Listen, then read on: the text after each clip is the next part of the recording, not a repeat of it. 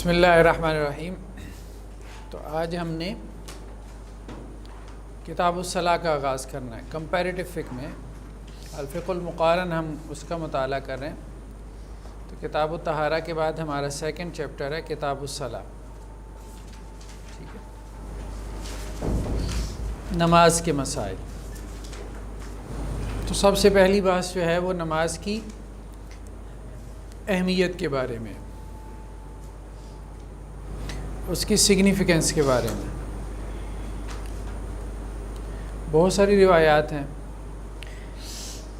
ایک روایت میں اللہ کے رسول صلی اللہ علیہ وسلم نے کیا کہا نماز کو کہ وَعُمُودُهُ الصَّلَاةُ، یہ جو دین ہے اس کا تنا، یعنی دین اسلام کو اگر ہم ایک درخت سے تشبیہ دیں تو اس کا تنا کیا ہے؟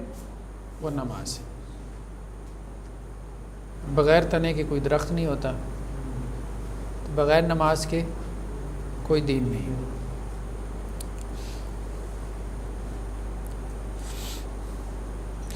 ایک اور روایت میں ہے کہ اللہ کے رسول صلی اللہ علیہ وسلم نے فرمایا اول ما یحاسب علیہ العبد یوم القیامہ الصلاۃ، پہلی چیز جس کے بارے میں قیامت والے دن محاسبہ ہوگا وہ کیا ہے؟ وہ نماز ہے۔ سب سے پہلا سوال جو قیامت والے دن، اگر اس کی نماز درست نکلی تو باقی سب بھی درست نکلے گا، اگر نماز خراب نکلی تو باقی اعمال بھی خراب نکلیں گے۔ رسول اللہ صلی اللہ علیہ وسلم کی زبان پہ جو آخری الفاظ قلم بند کیے گئے، یعنی دنیا سے جاتے ہوئے آخری الفاظ جو رسول اللہ صلی اللہ علیہ وسلم کے تھے وہ کیا تھا؟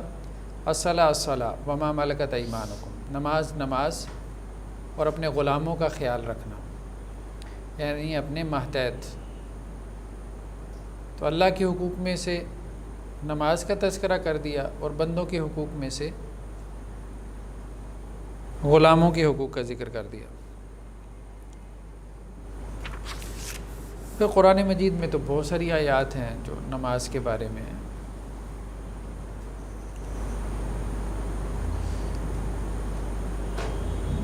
جیسے قد افلح المؤمنون الذین هم فی صلاتهم خاشعون، مومن کامیاب ہو گئے۔ مومن کون ہے؟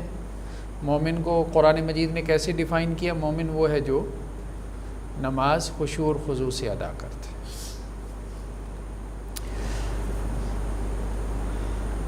نماز چھوڑنے کا حکم، صحیح مسلم کی روایت ہے، اللہ کے رسول نے فرمایا بین الرجل و بین الکفر ترک الصلاۃ، آدمی اور اس کے کافر ہونے کے درمیان جو فرق ہے وہ کیا ہے؟ نماز ہے۔ یعنی اسلام اور کفر کے درمیان جو چیز فرق کرنے والی ہے کہ یہ مسلمان ہے یہ کافر ہے، جو چیز ڈفرینشیٹ کرنے والی ہے وہ کیا ہے؟ نماز۔ کیسے پتہ چلے گا کہ یہ مسلمان ہے یہ کافر ہے؟ ٹھیک ہے، تو رسول اللہ صلی اللہ علیہ وسلم نے فرمایا سب سے بڑا عملی مظہر، عملی، اب دیکھیں نا سکھوں نے بھی داڑیاں رکھ لی ہیں، بلکہ جب 9/11 ہوا تھا تو سکھوں پہ امریکہ میں زیادہ حملے ہوتے تھے، ان کو مسلمان سمجھتے تھے، مطلب ان کی داڑھی پگڑی کی وجہ سے۔ تو حلیہ تو کسی کا بھی کچھ ہو سکتا ہے نا، تو عملی مظہر جو ہے وہ کیا ہے کہ ایک مسلمان اور کافر کے درمیان فرق ہو سکے تو وہ نماز۔ یہی وجہ ہے کہ پھر فقہا میں اختلاف ہو گیا۔ اس معنی کی اور بھی روایات ہیں کہ ترک صلاح کو یعنی نماز چھوڑنے کو کفر قرار دیا گیا، اس معنی کی کئی ایک روایات ہیں۔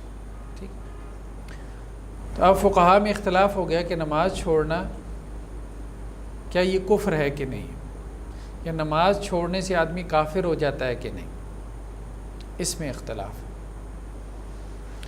امام احمد بن حنبل کا موقف یہ ہے کہ اگر کوئی شخص نماز چھوڑ دے تو وہ کافر ہو جاتا ہے، وہ دائرہ اسلام سے نکل جاتا ہے،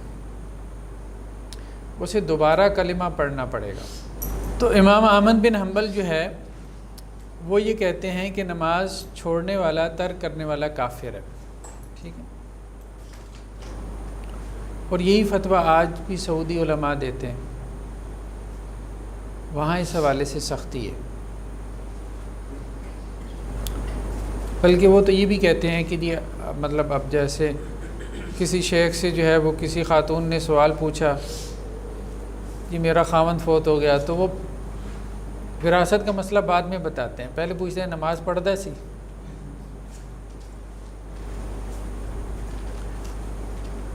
نماز نہیں پڑھتا تھا، کبھی بھی نہیں پڑھی، وہ تو کافر ہے. کافر کی تو وراثت ہوتی ہی نہیں ہے. باقی پھر جنازہ پڑھنے کی بھی ضرورت نہیں ہے، نہ ہی مسلمان کی قبروں میں قبرستان میں دفنائیں، کسی کنویں میں لاش پھینک دیں. ٹھیک ہے. اسی طرح کسی اور شیخ سے سوال کیا کسی خاتون نے، کوئی نکاح طلاق کے مسائل میں، نماز پڑھتا ہے نہیں پڑھتا، تو وہ تو کافر ہے، تمہارا تو نکاح ہی نہیں باقی. ٹھیک ہے.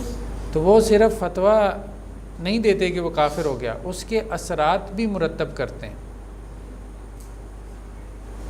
ٹھیک ہے. جسے کہتے ہیں نا with true letter and spirit, اس فتوے کو جاری کرتے ہیں، اس کو اپلائی کرتے ہیں.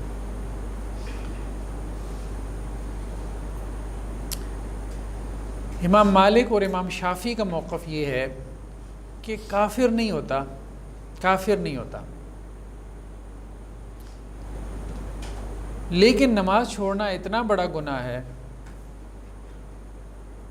کہ اسے کہا جائے گا، پہلے تو سمجھایا جائے گا کہ بھائی نماز پڑھو، اور اگر نماز نہیں پڑھتا تو پھر اس کو اس جرم کی سزا میں قتل کر دیا جائے گا، جسے کہتے ہیں حدن قتل ہوگا، حدن. امام احمد بن حنبل کہتے ہیں کہ مرتد بنا کے قتل کریں گے. سمجھ رہے ہیں بات؟ امام مالک اور امام شافعی کہتے ہیں مرتد بنانے کی ضرورت نہیں ہے، بس ہی گردن اڑا دو. ہم یہ نہیں کہہ رہے کہ ہم نے بے نمازیوں کے ساتھ یہ سلوک کرنا ہے، لیکن ہم یہ کہہ رہے ہیں کہ دین میں نماز کی کتنی امپورٹنس ہے، کہ ہمارے یہاں ائمہ کی کیا آراء رہی ہیں. آج یہ آپ بیان کریں تو لوگ پریشان ہو جائیں. بے نمازی اتنے بڑھ گئے ہیں نا. کبھی وہ دور تھا کہ یہ تصور ہی نہیں تھا کہ نماز ترک کرنی ہے، چھوڑنی ہے. منافق بھی کیا کرتے تھے؟ پہلی صف میں نماز پڑھتے تھے.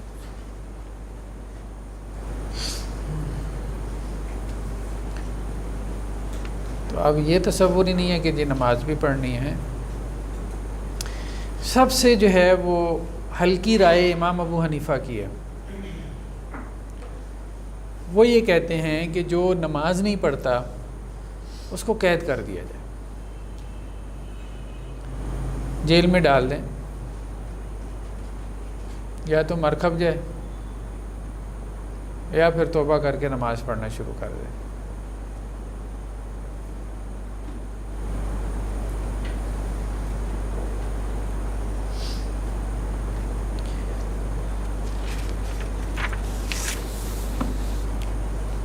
تو جہاں تک رائے ہے ان احادیث کی کہ جن میں کہا گیا کہ نماز چھوڑنے سے انسان کافر ہو جاتا ہے، بہرحال اس میں بعض اہل علم نے ایک درمیان کی بات کی ہے کہ دیکھیں اگر تو حدیث میں اس کے لیے کفر کا لفظ آیا ہے اور یہ کہا گیا کہ نماز چھوڑنے والا کافر ہے، تو ہم اس کو کافر کہیں گے. لیکن یہ ہے کہ کفر دو قسم کا ہوتا ہے، ایک حقیقی اور ایک مجازی. بعض اوقات کفر جو ہے وہ مجازی ہوتا ہے، تو کافر کہنے میں حرج نہیں ہے، آپ اس کو مجازن کافر کہہ، مجازن سمجھ رہے ہیں نا، جیسے کہتے ہیں مجازی خدا ہیں، شوہر کے لیے لفظ بولا جاتا ہے تو مجازن مطلب، ٹھیک ہے. مجاز کا مطلب حقیقت نہیں ہوتا نا، میٹافر ہے. تو یہ درمیان میں کچھ اہل علم نے اس رائے کا اظہار کیا کہ نماز چھوڑنا اس کو ہم کہیں گے کفری، کہ یہ کفریہ فعل ہے اور نماز چھوڑنے والا کافر ہے، لیکن حقیقی کافر نہیں ہے، مجازی کافر ہے. حقیقی کافر کا مطلب ہے دائرہ اسلام سے نکل گیا، مجازی کافر کا مطلب یہ ہے کہ کافر ہے لیکن دائرہ اسلام سے نہیں نکلا. جیسے امام شوکانی وغیرہ نے اور کچھ اہل علم نے درمیان میں. جی مطلب قانوناً ہم اس کو کافر نہیں کہیں گے، قانوناً نہیں کہیں گے. اس کی پریکٹس نہیں ہے لیکن بہرحال لیگلی مسلمان ہے. بات قتال کی نہیں ہو رہی. امام مالک اور امام شافعی بھی کہہ رہے ہیں کہ مار دیں، ٹھیک ہے نا. قتال مسلمان سے بھی ہو سکتا ہے، بندہ مارنے کے لیے ضروری نہیں پہلے کافر بنائے. اصل میں اختلاف یہ ہے، ٹھیک ہے. تو اب ایک قاتل ہے، ظاہری بات ہے، تو اس کو ہم کیا کریں گے؟ قصاص میں قتل کریں گے نا. تو کسی سے قتال کرنے سے یہ ثابت نہیں ہوتا ہے کہ وہ کافر ہو گیا، ٹھیک ہے. جیسے قرآن نے کہا نا وَإِن طَائِفَتَانِ مِنَ الْمُؤْمِنِينَ اقْتَتَلُوا یہ جو نماز چھوڑنا ہے، یہ کتنی نمازیں چھوڑنا ہے؟ جب ویسے بڑا دفعہ ہوتا ہے کہ ایک آدھ نماز کسی کی چھوٹ جاتی ہے، ایک نماز جو تو اس کو بناتے ہیں نا، وہ دائرہ اسلام سے خارج کرتے ہیں، وہ یہ کہتے ہیں ایک نماز بھی جان بوجھ کے چھوڑ دی، جان بوجھ کے، کسی عاقل بالغ نے، ٹھیک ہے. باقی نماز سے مراد دیکھیں بات پھر وہی ہے. ہمارے دین میں اتنی ریلیکسیشنز تو ہیں نا، وہ ریلیکسیشن سب مانتے ہیں کہ جی کسی نے ظہر کی نماز رہ گئی تو عصر کے ساتھ جمع کر لی، بیماری کی وجہ سے، سفر کی وجہ سے، کسی اور عذر سے، ٹھیک ہے. مغرب کی رہ گئی تو عشاء کے ساتھ جمع کر لی. بلکہ خندق کے موقع پہ رسول اللہ صلی اللہ علیہ وسلم کی 4 نمازیں رہ گئیں، آپ نے 4 نمازوں کو جمع کیا، ٹھیک ہے. مطلب اس نے چھوڑی نہیں نا. تو اگر بیمار ہے، کھڑے ہو کے نہیں پڑھ سکا تو بیٹھ کے پڑھ لی، بیٹھ کے نہیں پڑھ سکا تو لیٹ کے پڑھ لی، لیٹ کے نہیں پڑھ سکا تو اشاروں سے پڑھ لی، جماعت کے ساتھ پڑھ لی، جماعت نہ ملی تو گھر میں اکیلے پڑھ لی، ٹھیک ہے. اور نماز سے مراد صرف فرض، سنن نہیں، سنتیں اس میں شامل نہیں، صرف فرض، ٹھیک ہے. تو کم از کم اتنا تو آپ کریں نا. اب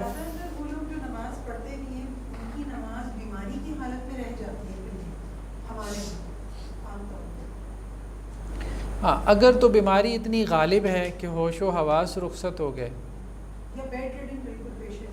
ہاں ممکن نہیں ہے تو پھر اور وہ تو ایک عذر والی بات ہے نا، آدمی معذور ہے. لیکن یہ ہے کہ بہرحال بیمار کی نماز کے احکامات بھی ہم پڑھیں گے کہ اللہ تعالیٰ نے اس کے لیے ریلیکسیشنز دی ہیں. وضو نہیں کر سکتا تو تیمم کر لے، لیکن نماز کی چھوٹ نہیں دی.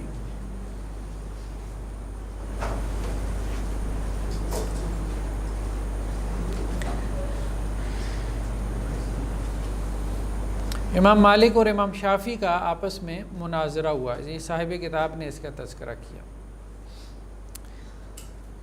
امام شافعی نے امام احمد سے کہا، امام احمد شاگرد تھے نا امام شافعی کے، تو امام شافعی نے امام احمد سے کہا کہ تارک صلاح کے بارے میں آپ کی کیا رائے ہے، یعنی جو نماز چھوڑ دیتا ہے نا. تو امام احمد نے کہا بھائی کافر ہے. تو امام شافعی نے کہا اچھا مسلمان کیسے ہوگا؟ امام شافعی کا ذہن بڑا قانونی ذہن تھا، امام احمد کا ذہن محدثانہ ذہن تھا. امام شافعی بہت گہرے فقیہ تھے، کیونکہ امام شافعی ایک طرف امام مالک کی شاگرد ہیں، دوسری طرف یہ وہاں کوفہ میں گئے اور امام محمد سے پڑھا ہے، یعنی دونوں اسکول آف تھاٹ، ان سے استفادہ کیا. تو امام شافعی نے امام احمد سے کہا کہ اچھا اگر اس نے نماز چھوڑ دی، چلے مان لیا کافر ہو گیا، اب مسلمان کیسے ہوگا؟ تو امام احمد کہنے لگے کہ جی کلمہ پڑھے گا مسلمان ہو جائے گا، اور کیا کرے گا؟ اشہد ان لا الہ الا اللہ وحدہ لا شریک لہ واشہد ان محمدا عبدہ ورسولہ. تو امام شافعی نے کہا وہ تو پہلے ہی پڑھ رہا ہے کلمہ، تو وہ صبح شام ہی پڑھ رہا ہے. تو اس پہ امام احمد خاموش ہو گئے. جی نماز کس پر لازم ہے؟ نماز کس پر لازم ہے؟ کس پہ نماز فرض ہوتی ہے؟ صحابہ میں بھی اختلاف تھا، دونوں آراء موجود ہیں صحابہ میں. ہاں بعض اس کو جو ہے وہ دائرہ اسلام سے خارج مانتے ہیں، بعض نہیں مانتے، دونوں آراء موجود ہیں. لیکن اس وقت تو یہ بہت ریئر ہو گیا. ہاں ظاہری بات ہے کہ بہت کم تھا، بہت کم تھا.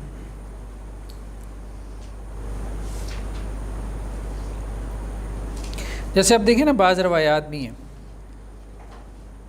جیسے حضرت ام سلمہ سے ہے کہ اللہ کے رسول صلی اللہ علیہ وسلم نے کہا کہ ایک وقت آئے گا تمہارے اوپر ایسے حکمران مسلط ہو جائیں گے کہ جن کے اعمال تمہیں بہت برے لگیں گے، ٹھیک ہے؟ تو جس نے تو ان کے اعمال سے برات کا اظہار کیا تو یہ آدمی تو بچا رہا، اور جو ان کے اعمال پہ راضی ہو گیا دل و جان سے تو یہ پھنس گیا۔ صحابہ نے کہا اللہ کے رسول کیا ایسے حکمرانوں سے ہم قتال کریں؟ تو اللہ کے رسول نے کہا لا ما صلو، نہیں، جب تک نماز پڑھ رہے ہیں نا اس وقت تک قتال نہ کرو۔ تو نماز جو ہے نا مطلب اس کا بہت مقام اور مرتبہ ہے۔ ایک اور روایت انہوں نے یہاں پہ نقل کی ہے کہ یمن سے ایک دفعہ مال غنیمت آیا، تو اللہ کے رسول صلی اللہ علیہ وسلم نے لوگوں میں تقسیم کیا، تو ایک شخص کھڑا ہو گیا اور اس نے اللہ کے رسول کو کہا اتق اللہ، اللہ سے ڈر جائیں، مطلب آپ نے مال غنیمت صحیح تقسیم نہیں کیا۔ تو اللہ کے رسول نے کہا بھائی مجھ سے زیادہ اللہ سے کون ڈرنے کا حقدار ہے؟ پھر حضرت خالد بن ولید کھڑے ہو گئے، کہنے لگے اللہ کے رسول یہ تو منافق ہے، جیسے آپ کی تقسیم پہ اعتماد نہیں ہے یہ تو پکا منافق ہے، تو میں اس کی گردن کیوں نہ اڑا دوں؟ تو اللہ کے رسول نے کیا کہا لعلہ ان یکون یصلی، نہیں ہو سکتا ہے نماز پڑھتا ہو، ٹھیک ہے؟ تو نماز کی وجہ سے جو ہے نا اس کو بہت پریویلیج حاصل۔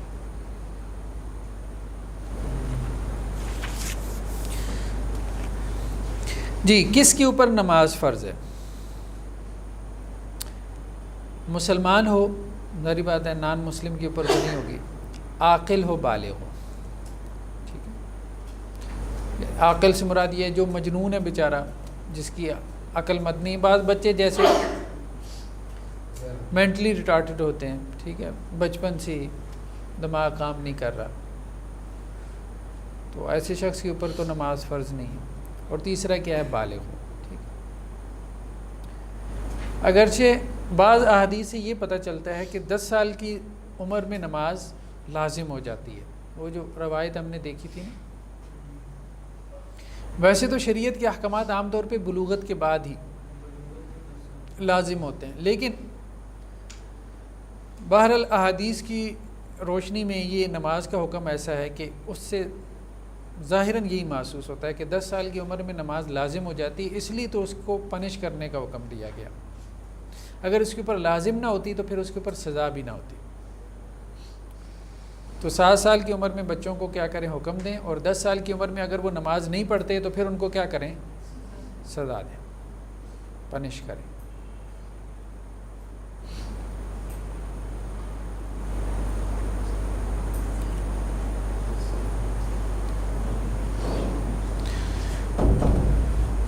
فرض نمازیں کتنی ہیں؟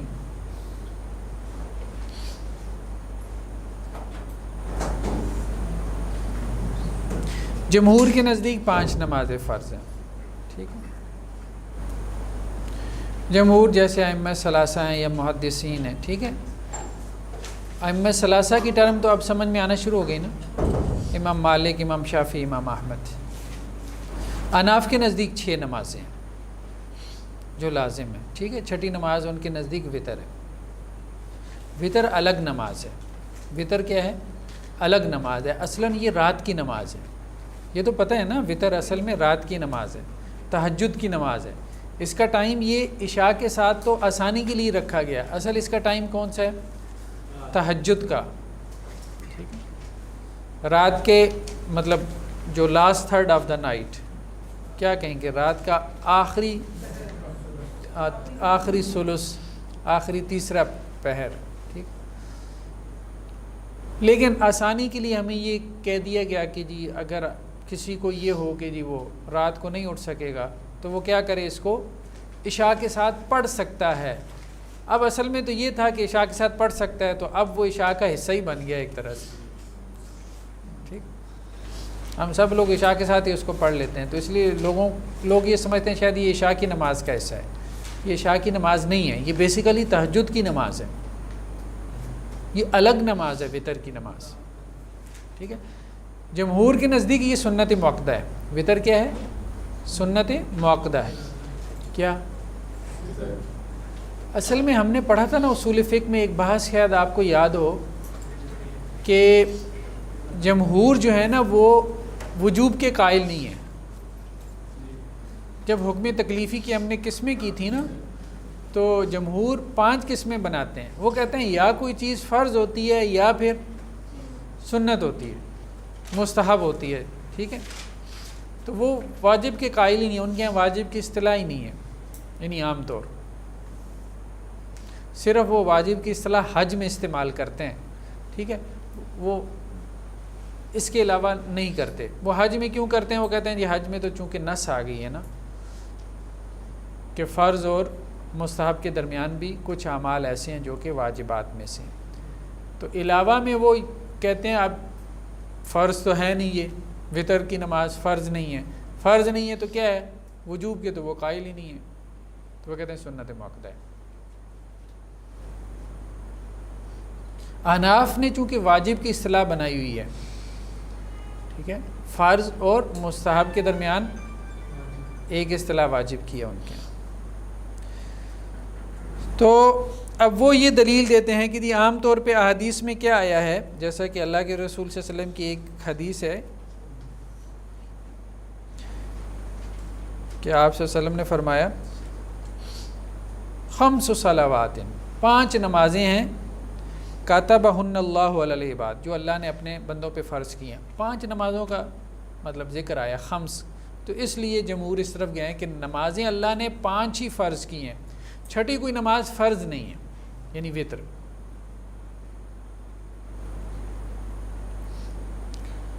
اسی طرح ایک اور روایت ہے کہ ایک بدو، مطلب یہ روایتیں آپ نے سنی ہوں گی لیکن اصل میں ہم دیکھ رہے ہیں کہ استدلال وہ کیسے کرتے ہیں. ٹھیک ہے، انہی روایات سے جس سے ہمارا ذہن نہیں جاتا، لیکن ایک فقیہ کا ذہن جو ہے چونکہ وہ قانونی ذہن ہوتا ہے، وہ عام ایک جو مطلب روایت ہوگی جو بظاہر جو ہے وہ ہم یہ سمجھیں گے کہ جی یہ موٹیویشن کے لیے ہے، ترغیب تشویق کے لیے، وہ اس سے بھی قانونی نقطے نکال لیتا ہے. تو ایک بدو اللہ کے رسول صلی اللہ علیہ وسلم کے پاس آیا اور کہنے لگا اللہ کے رسول آپ مجھے بتائیں کہ میرے اوپر اللہ نے کیا فرض کیا. تو اللہ کے رسول نے کیا کہا؟ 5 نمازیں اللہ نے تیرے اوپر فرض کی ہیں. اس نے کہا کہ اس کے علاوہ بھی ہے؟ تو اللہ کے رسول نے کہا ہے لیکن وہ نفل ہے. پھر اس نے کہا کہ جی کتنے اللہ نے میرے اوپر روزے فرض کیے؟ تو اللہ کے رسول نے کہا رمضان کے. اس نے کہا اس کے علاوہ بھی کوئی روزہ ہے؟ تو کہا ہے تو صحیح لیکن وہ نفل ہے. تو جب یہ واپس موڑا ہے تو اللہ کے رسول صلی اللہ علیہ وسلم نے کیا کہا؟ اس نے واپس جاتے ہوئے یہ بات کہی تھی کہ اب میں اس سے نہ زیادہ کروں گا نہ کم کروں گا.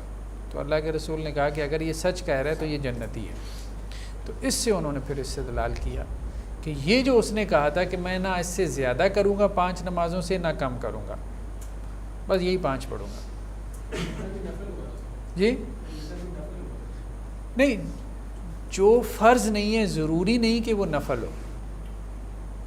دیکھیں ویسے تو ہم یہ کہہ سکتے ہیں کہ آپ اس کی 2 کیٹیگریز بنا لیں، ایک فرض ہے ایک نفل ہے. نفل میں پھر کچھ اہمیت کے لحاظ سے کچھ کی اہمیت زیادہ ہے، ان کو آپ سنت مؤکدہ کہہ دیں. اس طرح سے بھی اس کو کیٹیگرائز کر سکتے ہیں. لیکن ہمارے ذہنوں میں جو ایک نفل کا امیج بیٹھا ہوا ہے وہ بالکل اور ہے.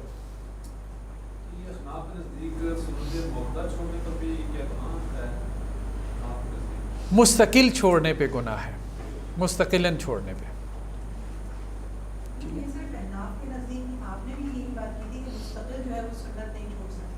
جی جی ایسے ہی ایسے ہی. کیا یہ بات جو ہے کہ مستقل سنتیں چھوڑنا گناہ ہے؟ ہاں ہاں اگر کوئی مستقل بنیاد ہے تو میں کہہ رہی ہوں کہ صرف احناف کے نزدیک تو نہیں ہے نا. نہیں، یہ باقی جو ہے نا وہ گناہ کا فتویٰ نہیں لگاتے. احناف سے مراد امام ابو حنیفہ ہیں اور ان کے فالوورز. کبھی دیکھیں احناف سے مراد اسکول آف تھاٹ ہوتا ہے، ٹھیک ہے، چونکہ مطلب حنفی جو فقہ ہے نا وہ صرف امام ابو حنیفہ کی رائے تو ہے نہیں نا، ان کے شاگردوں کی رائے بھی ہے. ٹھیک ہے، قاضی ابو یوسف ہیں، امام محمد کی کنٹریبیوشن ہے، پھر اس کے بعد چل ہے بعد میں آنے والے بہت سارے فقہا کی اس میں کنٹریبیوشن ہے. تو جب ہم احناف کہتے ہیں تو اس سے مراد ان مکتب فکر ہوتا ہے، اسکول آف تھاٹ ہوتا ہے. ٹھیک، جب ہم امام ابو حنیفہ کہتے ہیں تو اس سے مراد امام ابو حنیفہ کی رائے ہوتی ہے۔ نیکسٹ کیا ہے جی؟ نماز کے اوقات۔ یہ بات تو ہے کہ نماز اپنے وقت میں فرض ہے، جیسے قرآن نے کہا ان الصلاۃ کانت علی المؤمنین، نماز جو ہے وہ اپنے وقت میں پڑھنا فرض ہے۔ صرف نماز پڑھنا کافی نہیں ہے، بلکہ نماز کو وقت میں پڑھنا ضروری ہے۔ تو اس لیے نماز کے اوقات کی بحث اہم ہے کہ نماز کے اوقات کیا۔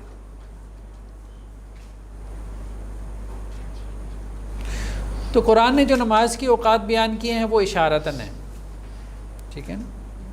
وَأَقِمِ الصَّلَاةَ طَرَفَيِ النَّهَارِ وَزُلَفًا مِّنَ اللَّيْلِ، ٹھیک، دن کے دونوں اطراف میں نماز پڑھیں، رات کے حصے میں، مغرب عشاء رات کے حصے میں آ جاتی ہے، یا فجر بھی ایک طرح سے رات کے حصے میں آ جاتی ہے، ٹھیک۔ تو فجر کا وقت سب سے پہلے،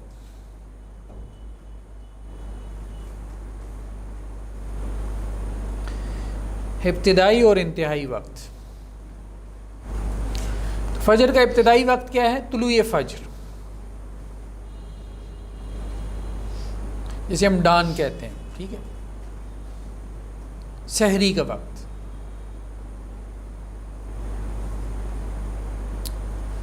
یہ وہ ڈان بریڈ والا ڈان ہے، فلموں والا نہیں۔ ابتدائی وقت جو ہے وہ سحری کا وقت، طلوع فجر۔ طلوع فجر کسے کہتے ہیں؟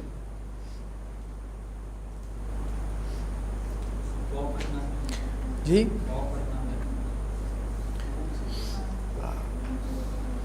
جو قرآن نے کہا نا کہ جب سفید دھاری سیاہ دھاری سے کیا ہو جائے؟ الگ ہو جائے۔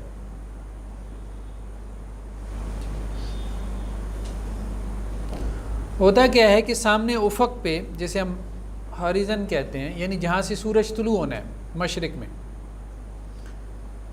تو جب تہجد کا وقت ختم ہوتا ہے تو وہاں سے ایک روشنی پھوٹتی ہے سیدھی، جیسے وہ اہل علم کہتے ہیں جی بھیڑیے کی دم کی طرح سیدھی روشنی، پھر وہ افق پہ ایسے پھیلتی ہے۔ جب وہ پھیل جاتی ہے پورے افق پہ، وہ سپیدی جو ہے اس کو کہتے ہیں سفید دھاری سیاہ دھاری سے جدا ہو گئی، ٹھیک ہے۔ یعنی قرآن کہتا ہے نا کہ اللہ تعالیٰ رات میں سے دن کو نکال لاتا ہے، تو یہ رات کے اندھیرے میں سے دن کی روشنی کیا ہے؟ پھوٹ رہی ہے۔ یہ ہے طلوع فجر۔ اب تو خیر ہمارے پاس کیلنڈرز آ گیا ہے، بلکہ موبائل میں ایپس آ گئیں جو ہر دن کے اعتبار سے طلوع فجر کا وقت جو ہے وہ بتلا دیتی ہیں۔ یہ ابھی بھی نظر آئے گا منظر؟ بالکل، کیوں نہیں۔ ہاں یہ اب ہے کہ اب یہ دیہاتوں وغیرہ میں تو آئے گا، بالکل، جہاں ذرا فضا آلودہ نہیں ہے، صاف ستھری ہے۔ ہاں انشاءاللہ کسی ٹرپ کریں گے کلاس کا ہے۔ تو طلوع فجر یعنی آپ آسانی کے لیے یوں سمجھ لیں تہجد کا وقت ختم ہوتا ہے تو فجر کا داخل ہو جاتا ہے وقت، ٹھیک ہے۔ طلوع فجر سے مراد طلوع آفتاب نہیں ہے، ٹھیک۔ تو اینڈ ٹائم کیا ہے فجر کی نماز کا؟ طلوع آفتاب ہے۔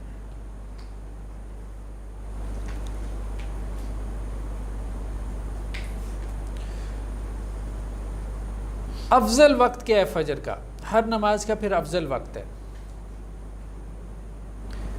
افضل وقت جو ہے وہ فجر کا کیا ہے؟ اول وقت میں ادا کرنا، جس کے لیے حدیث میں لفظ کیا ہے؟ غلس، منہ اندھیرے نماز ادا کرنا۔ حضرت عائشہ رضی اللہ عنہ کی حدیث ہے کہ ہم عورتیں جو ہیں وہ اللہ کے نبی صلی اللہ علیہ وسلم کے ساتھ یعنی مسجد نبوی میں فجر کی نماز میں حاضر ہوتی تھیں، ٹھیک ہے۔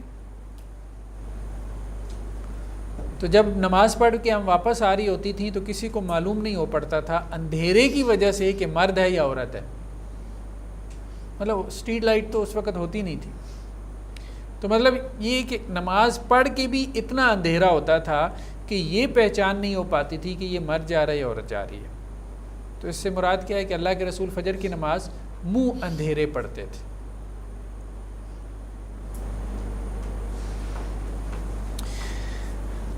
یہ تو جمہور کی رائے ہے کہ افضل وقت اس کا ہی ہے۔ احناف کے نزدیک اس کا افضل وقت کیا ہے فجر کی نماز کا؟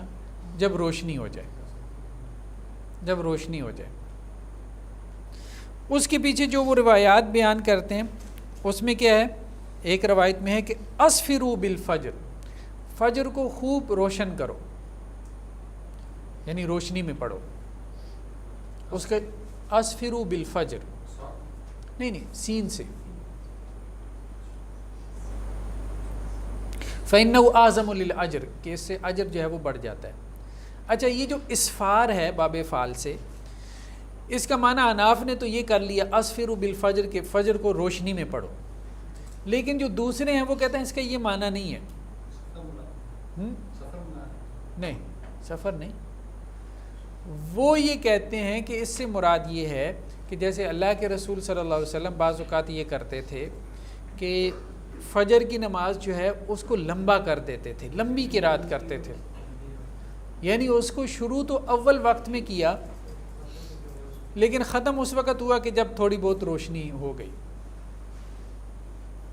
تو یہ وہ یہ کہتے ہیں جمہور کے، اس سے مراد اس کے اختتام کی طرف اشارہ ہے کہ فجر کو تم روشنی تک لے جاؤ. اور بعض اہل علم وہ کہتے ہیں کہ یہ روایات جو ہیں نا یہ ضعیف ہیں، وہ زیادہ قوی روایات ہیں جن میں غلس کا ذکر ہے، منہ اندھیرے کا ذکر ہے، اور جن میں روشنی کا ذکر ہے وہ. لیکن بہرحال میرے خیال میں معاملے میں اتنی سختی نہیں ہے، فی زمانہ تو دونوں طرح سے مطلب لوگوں کو فائدہ ہے. وہ ادھر نماز رہ جاتی ہے تو بندہ ادھر پڑھ لیتا ہے جماعت تو مل جاتی ہے نا. ہاں تو وہ اس اختلاف کا یہ فائدہ ہو گیا ہے کہ لوگوں کو جماعت کی نماز جو ہے وہ مل جاتی ہے. ہاں رمضان میں وہ پہلے پڑھ لیتے ہیں.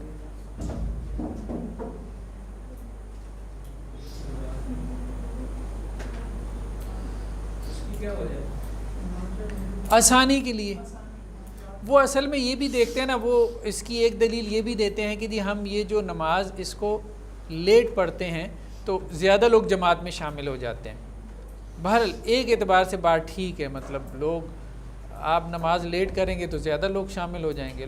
مطلب اٹھنے میں تاخیر کر دیتے ہیں، صبح فجر کے وقت اٹھنا باہر ایک مسئلہ تو ہے. جی کیلنڈر میں طلوع آفتاب کا جو وقت ہوتا ہے، ہاں ہاں ہاں بالکل صحیح کہہ رہے ہیں. تو افضل وقت جو ہے نا اس میں اختلاف ہے، ایک جمہور کی رائے ہے، ایک اناف کی رائے ہے. تو خلاصہ یہ ہے کہ عوام الناس کو اس اختلاف کا فائدہ ہے، اور جس کی جو رائے ہے وہ اس کے مطابق عمل کرتا رہے. لیکن احادیث کی روشنی میں بہرحال زیادہ اتھینٹک روایات وہی ہیں جن کا تعلق منہ اندھیرے نماز میں، افضل وقت اس کا منہ اندھیرے والا ہی ہے. اگرچہ یہ بات درست ہے کہ اس کو لیٹ پڑھنے سے زیادہ لوگ اس میں شامل ہو جاتے ہیں.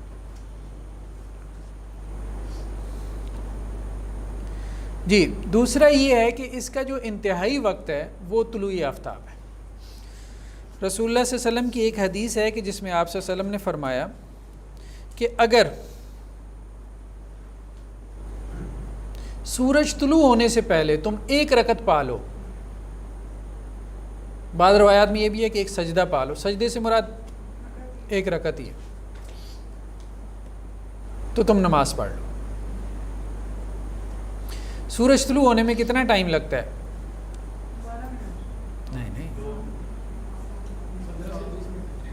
نہیں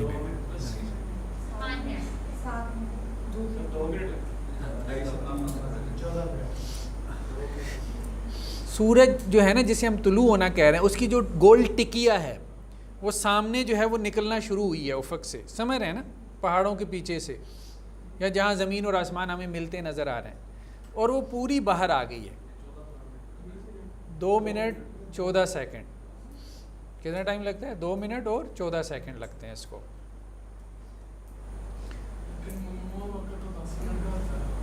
وہ انہوں نے ویسے ہی رکھا ہوا ہے 10 منٹ کا، احتیاطاً رکھا ہوا ہے. اصلاً ممنوع وقت اتنا ہی بنتا ہے، ٹھیک ہے، کیونکہ جو کیلنڈرز ہوتے ہیں اب وہ بھی اتنے ایگزیکٹ نہیں ہے نا، کہ جو لکھا ہوا ہے آپ کے کیلنڈر میں کہ آج اتنے وقت پہ سورج طلوع ہونا ہے، تو اس میں 1-2 منٹ بہرحال آگے پیچھے ہو سکتا ہے. تو اس میں یہ ہے کہ جو آپ کے کیلنڈر میں آپ کی ایپ میں آ رہا ہے، مثال کے طور پہ آپ کی ایپ میں آ رہا ہے کہ جی 5:15 پہ جو ہے وہ سورج طلوع ہو رہا ہے، ٹھیک ہے، اور آپ اٹھے ہیں اور ابھی 5:14 ہے، تو اب ظاہری بات ہے کہ 1 منٹ میں انسان 1 رکعت پڑھ سکتا ہے، تو سورج طلوع ہونے سے پہلے اگر اس کو 1 رکعت مل جائے تو وہ کیا کرے، باقی رکعت جو ہے بھلے سورج طلوع ہوتے ہوئے آ جائے تو وہ پڑھ سکتا ہے۔ دو سنت دو فرض بھی ایسے ہوگا، اگر جی سنتے اس نے شروع کر لی ہیں، سنت کی 1 رکعت مل گئی ہے اور 2 فرض بعد میں پڑھ نہیں سنتیں تو اس وقت نہیں نہ پڑھے گا، سنتیں کیوں پڑھے گا؟ کس کا؟ وہ آگے آ رہا ہے، ممنوع اوقات نماز کے لیے وہ آگے بیان ہو رہے ہیں، ٹھیک۔ دوسرا کیا ہے جی، ظہر کی نماز آگے آ رہا ہے، ممنوع اوقات میں تفصیل آئے گی، یہ جمہور کے نزدیک ہے، احناف کے نزدیک نہیں ہے، ٹھیک ہے۔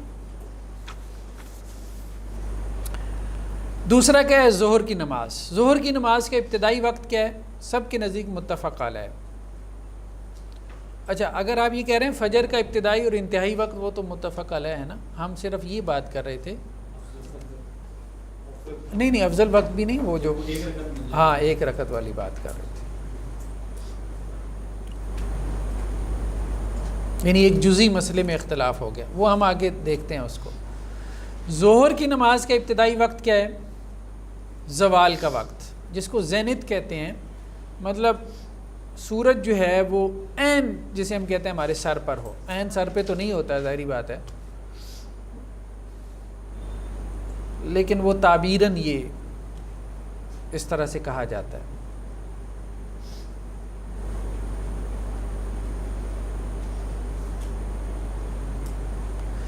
یعنی طلوع آفتاب سے لے کے غروب آفتاب تک، طلوع آفتاب کا جو وقت ہے اس کو نوٹ کریں، غروب آفتاب کا جو وقت ہے اس کو نوٹ کریں، تو درمیان میں جو مڈ پوائنٹ بنے گا وہ کیا ہے،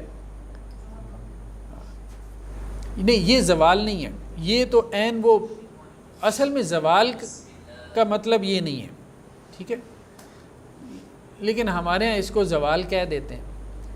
یہ تو عین سر جو ہے ہمارے سر کے اوپر ہے، سورج جو ہے وہ عین ہمارے سر کے اوپر ہے، یہ تو ممنوع وقت ہے۔ جب سورج اس عین جو مڈ پوائنٹ ہوتا ہے اس سے تھوڑا سا ایک طرف ہو جاتا ہے، اس کو کہتے ہیں زوال، یعنی وہ ایک طرف جھک گیا ہے، مائل ہو گیا ہے، زائل ہو گیا ہے۔ لیکن ہمارے ہاں زوال کا لفظ کس وقت کے لیے بولا جاتا ہے، جب سورج عین سر پر ہو، ایک اصطلاح عام ہوگی یہ عبارت، تو ہم اس کو اسی معنی میں لے رہے ہیں۔ تو جب سورج عین ہمارے سر کے اوپر ہوتا ہے تو پھر اس وقت بھی نماز پڑھنا کیا ہے، ممنوع ہے، الا یہ کہ وہ تھوڑا سا ایک طرف کیا ہو جائے، یعنی آپ کہیں نا سورج طلوع ہو رہا ہے، سورج غروب ہو رہا ہے، یہ جو اس کا پورا ڈسٹنس ہے جب بالکل مڈ پوائنٹ پہ ہے اس ڈسٹنس میں، تو یہ زوال کا وقت ہے۔ تھوڑا سا مڈ سے آگے ہو گیا، درمیان سے، تو وہ کیا ہو گیا، اور تھوڑا سا آگے ہونے کے لیے کتنا وقت اس کو چاہیے، جب ہی ہم نے کہا تھا سورج کی ٹکلیاں کو نکلنے کے لیے 2 منٹ 14 سیکنڈ چاہیے، بس اتنا ہے، 2 سے 3 منٹ میں وہ تھوڑا سا آگے حرکت کر جائے گا، زوال کا ٹائم اتنا ہی ہے، ٹھیک۔ تو زوال جو ہے نا یہ اس کا ابتدائی ٹائم ہے، زوال اس کا کیا ہے، ابتدائی ٹائم ہے، کہ سورج اپنے مڈ پوائنٹ سے تھوڑا سا آگے آ گیا، اور یہ ہماری ایپس وغیرہ میں دیا ہوتا ہے ہر روز کے اعتبار سے۔ انتہائی وقت کیا ہے ظہر کی نماز کا، اس میں اختلاف ہے۔ جمہور کے نزدیک جب ہر چیز کا سایہ کیا ہے، 1 گنا ہو،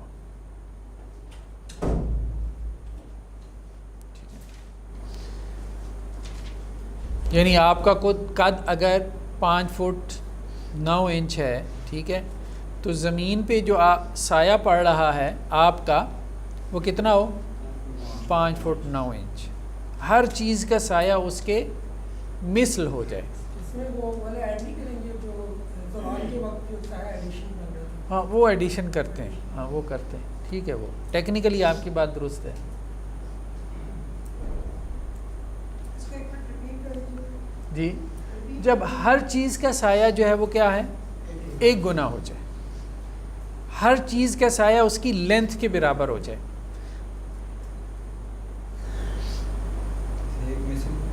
ایک مثل کہتے ہیں.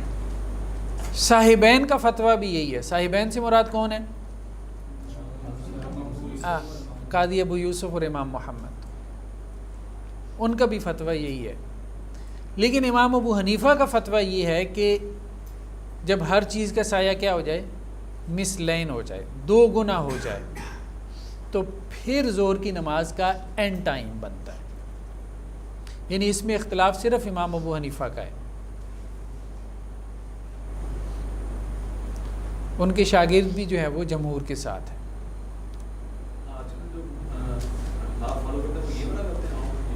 ہاں، احناف کے یہاں فتویٰ جو ہے وہ امام ابو حنیفہ کے قول پہ ہے. اس کو کہتے ہیں مفتہ بھی قول کون سا ہے، یعنی کس قول پہ فتویٰ ہے. ان کے یہاں کبھی امام صاحب کے قول پہ فتویٰ ہوتا ہے، کبھی صاحبین کے قول پہ فتویٰ ہوتا ہے. ٹھیک ہے، تو وہ اس طرح سے.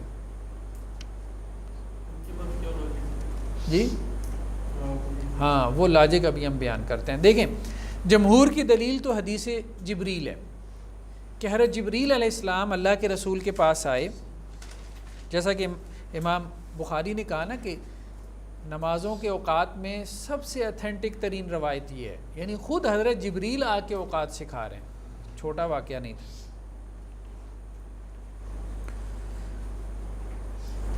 تو حضرت جابر بن عبداللہ سے روایت ہے کہ حضرت جبریل علیہ السلام اللہ کے رسول کے پاس آئے، مطلب انسانی شکل میں آتے تھے. عام طور پہ ایک صحابی تھے حضرت دحیہ کلبی، ان کی شکل میں آتے تھے. تو اللہ کے رسول صلی اللہ علیہ وسلم کے پاس آئے اور اللہ کے رسول کو انہوں نے کہا کہ آپ اٹھیں اور نماز پڑھیں، اور یہ زوال کا وقت تھا. تو اللہ کے رسول نے ظہر کی نماز پڑھی. پھر عصر کے وقت آئے ہیں اور اللہ کے رسول کو کہا کہ آپ اٹھیں اور نماز پڑھیں، اور اللہ کے رسول نے عصر کی نماز پڑھی، جبکہ ہر چیز کا سایہ ایک گنا ہو چکا تھا. تو یہ ایک دن آئے ہیں حضرت جبریل علیہ السلام اور اللہ کے رسول کے پاس پانچوں اوقات میں آئے ہیں، اور آپ کو کہا کہ یہ اب آپ کھڑے ہو جائیں نماز کے لیے، یہ نماز کا ابتدائی ٹائم ہے. پھر دوسرے دن آئے ہیں اور دوسرے دن وہی نمازیں انتہائی وقت میں پڑھوائی ہیں سوائے مغرب کے. مغرب کے بارے میں آتا ہے کہ دونوں دن جو ہے وہ نماز غروب آفتاب کے بعد ہی پڑھائی.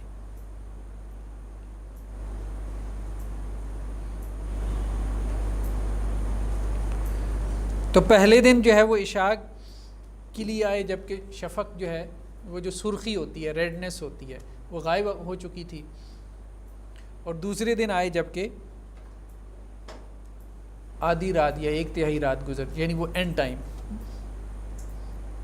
تو یہ تو ہے جمہور کی دلیل کہ حضرت جبریل علیہ السلام نے یہ اوقات بتلائے. امام ابو حنیفہ کی جو دلیل ہے نا، وہ اصل میں جو روایت ہے وہ نمازوں کے اوقات کے بارے میں نہیں ہے، وہ کسی اور مسئلے میں آئی ہے، لیکن انہوں نے اسے استدلال کر لیا. وہ روایت یہ ہے کہ اللہ کے رسول صلی اللہ علیہ وسلم نے کہا کہ مسلمان اور جو پچھلی قومیں ہیں، پچھلی ہم سے پہلی قوم کون تھی؟ عیسائی تھے. ان سے پیچھے کون تھے؟ یہودی تھے. تو اب ان کا معاملہ جب اللہ کے سامنے پیش ہوا تو یہودیوں نے کہا کہ جی ہم نے کام کیا ہے فجر سے لے کے ظہر تک، تو ہمیں آپ نے اجرت دی ہے 1 دینار، یعنی مطلب 3 قومیں ہیں نا، تو 3 لوگ ہیں، سمجھے 3 لوگ ہیں.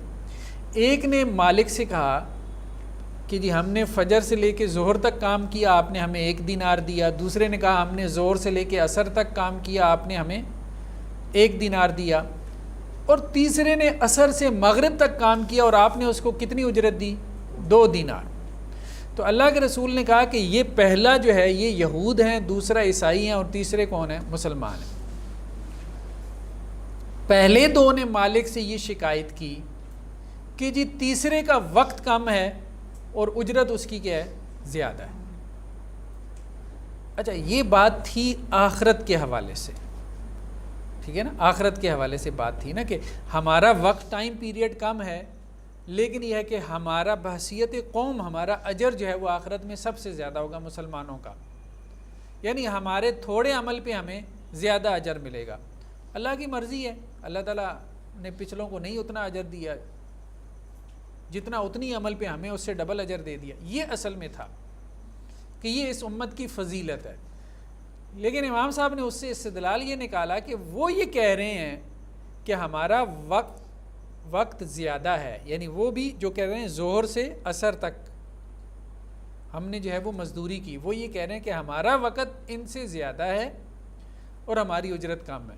تو یہ ظہر سے عصر تک ان کا وقت تبھی زیادہ ہو سکتا ہے جب کہ آپ مثلین پہ مانیں. ہاں, اور وہ اسی وقت ہو سکتا ہے جب آپ ظہر کا وقت کھینچ کے لے جائیں مثلین تک. یہ 2 مثل کا ایکسپلیسٹلی کہیں حدیث میں ذکر نہیں ہے, 2 مثل کا نہیں, حدیث میں اس طرح سے نہیں ہے. سر کتنے لوگ اس وجہ سے اثر کے ٹائم میں زور کرتے جا رہے ہیں اپنی طرف سے؟ دیکھیں اللہ تعالیٰ, میرا خیال ہے کہ اتنا زیادہ مطلب وہ اللہ کے ہاں سختی نہیں ہوگی. ہم زیادہ سے زیادہ یہی کہہ سکتے ہیں کہ جی ہمیں یہ لگ رہا ہے کہ یہ راجح قول ہے اور یہی صحیح قول ہے. حدیث میں یہ بات تو ہے نا کہ جب کوئی شخص اجتہاد کرتا ہے, کوئی حاکم, اسی طرح سے کوئی فقیہ بھی, تو اگر تو وہ صحیح رائے تک پہنچ جائے تو اس کے لیے کتنا ہے. تو جو لوگ صحیح رائے پہ عمل کر رہے ہیں, صحیح رائے پہ, تو ان کا اجر زیادہ ہے, نو ڈاؤٹ ان کا اجر زیادہ ہے. انہوں نے اس پہ محنت کر لی نا کہ ہم صحیح رائے تک پہنچے. ٹھیک.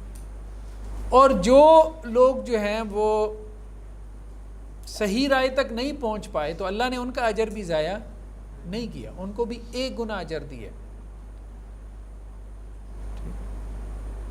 لیکن یہ ہے کہ جس نے اجتہاد کیا ہو, ایک تو یہ کہ وہ اجتہاد کا اہل ہو, شرائط وغیرہ پوری کرتا ہو, تو وہ تو ہے, اللہ کا شکر ہے. مطلب ہمارے یہاں فقہاء میں سے کوئی ایسا نہیں ہے جیسے ہم کہیں کہ جی یہ نااہل تھا, اس اہل نہیں تھا کہ یہ اجتہاد کر پاتا, ایسا تو نہیں ہے. اب بات ساری یہ رہ جاتی ہے کہ جی جو صحیح رائے پہ عمل کر رہا ہے اس کے لیے اجر زیادہ ہے, اس کے درجات اللہ کے ہاں بلند ہوں گے. صحیح ہے. تو مجتہدین میں ہوگا نا, عوام الناس تو کسی کی پیروی کر رہے ہوں گے نا, تو وہ ان میں بھی یہ فرق آ جائے گا. بالکل آئے گا, بالکل آئے گا. جس کا امام صحیح رائے پہ ہے تو اس کے امام کو ڈبل ثواب اگر ملا ہے تو اس کے پیروکاروں کو بھی ملے گا. تو اس کے لیے بھی صدقہ جاریہ ہے. وہ تو قرآن نے کہا نا کہ ہر انسان کو ہم قیامت والے دن اس کے امام کے ساتھ بلائیں گے, پکاریں گے.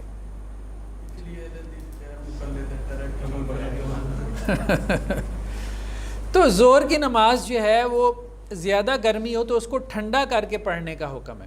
ٹھیک ہے, نہیں یہ یہاں مراد عام ہے, یعنی امام سے مراد لیڈر ہے. ٹھیک ہے نا.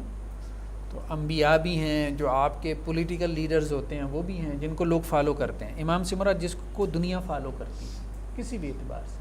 ٹھیک ہے, ہٹلر بھی ایک لیڈر کے طور پہ آئے گا. جیسے قرآن نے فرعون کا نقشہ کھینچا ہے نا کہ وہ اپنی قوم کے کیا آئے گا, یقدم قومہ, اپنی قوم کو جو ہے وہ لیڈ کرتے ہوئے آئے گا.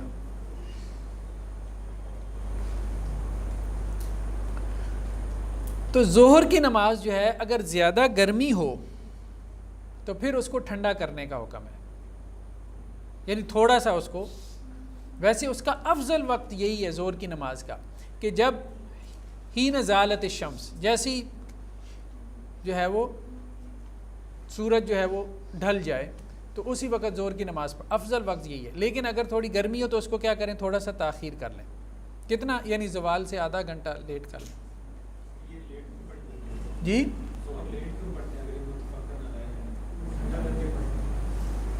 یعنی گرمیوں میں یہ حکم ہے کہ تھوڑا سا ظہر کو ٹھنڈا کر لیں. گرمی نہیں, دیکھیں ہاں اصل بات یہ ہے نا کہ ہم کہہ رہے ہیں افضل وقت. افضل کا مطلب یہ پریفرڈ یہی ہے, یعنی جو افضل وقت میں پڑے گا اس کو زیادہ ثواب ملے گا. جی عصر کی نماز کا وقت, ابتدائی وقت وہی ہے. جمہور کے نزدیک کیا ہو جائے گا, 1 مثل, اور احناف کے نزدیک کیا ہوگا, مثلین. ٹھیک ہے. اور انتہائی وقت کیا ہے عصر کی نماز کا, سورج کا غروب ہونا. لیکن بعض روایات میں یہ بھی ہے کہ ایک اس کا کراہت کا وقت ہے. کراہت کا وقت کیا ہے, مکروہ وقت عصر کی نماز کا. جبکہ سورج زرد ہونا شروع ہو جائے، یعنی سورج غروب ہونے سے کوئی 15-20 منٹ پہلے۔ اللہ کے رسول صلی اللہ علیہ وسلم نے کہا کہ منافق کی نماز ہے، منافق کی نماز ہے کہ جو سورج غروب ہونے کا انتظار کرتا رہتا ہے، اور جب سورج زرد ہو جاتا ہے تو پھر اٹھ کے عصر کی نماز پڑھتا ہے، لیٹ پڑھتا ہے، عصر کو زیادہ لیٹ کر دیتا ہے۔ ہاں، تو یہ اس کا مکروہ وقت ہے۔ تو یہ عصر کی نماز ہی ہے جس کو قرآن مجید نے صلاۃ وسطیٰ کہا ہے، حافظوا علی الصلوات والصلاۃ الوسطیٰ، نمازوں کی حفاظت کرو، اور خاص طور پہ کہا نماز عصر کی، کیونکہ نمازوں میں سب سے زیادہ ضائع ہونے والی نماز یہی ہے، خاص طور پہ تاجر طبقے کے ہاں، یا جس میں لوگ جو ہے وہ اس کو ذرا مؤخر کر کے پڑھتے ہیں یا اس میں سستی کرتے ہیں وقت پہ پڑھنے میں۔ یہ غروب آفتاب تک ویسے مکمل ٹائم ہے؟ ہاں، اس کا ٹائم اگر کوئی عذر ہو تو غروب آفتاب تک، یعنی جیسے جمہور نے کہا، بلکہ حدیث میں بھی ہے کہ اگر سورج غروب ہونے سے پہلے تم 1 رکعت پا لو تو تم اس کی نماز پڑھ لو۔ عصر کے لیے بھی حدیث میں یہی، بلکہ اس میں احناف بھی ان کے ساتھ ہیں، سب کے ہاں یہ متفق علیہ کہ سورج غروب ہونے سے پہلے اگر 1 رکعت بھی، یعنی اتنا ٹائم ہو کہ 1 رکعت پڑھ لیں گے، بعد میں شروع ہو جائیں ظاہری بات ہے، ہاں تو اس کو جاری رکھیں، پوری نماز پوری پڑھیں۔ یہ ایسی ہی ہے جیسے وقت پہ نماز پڑھی آپ نے، ٹھیک ہے، یہ ایسی ہے جیسے آپ نے وقت پہ نماز پڑھی۔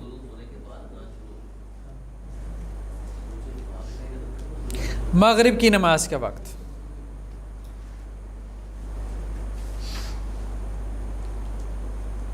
تو ابتدائی وقت کیا ہے؟ غروب آفتاب ہے۔ انتہائی وقت کیا ہے؟ صحیح مسلم کی روایت میں ہے کہ مغرب کی نماز کا وقت کیا ہے؟ اذا غابت الشمس، جب سورج غروب ہو جائے،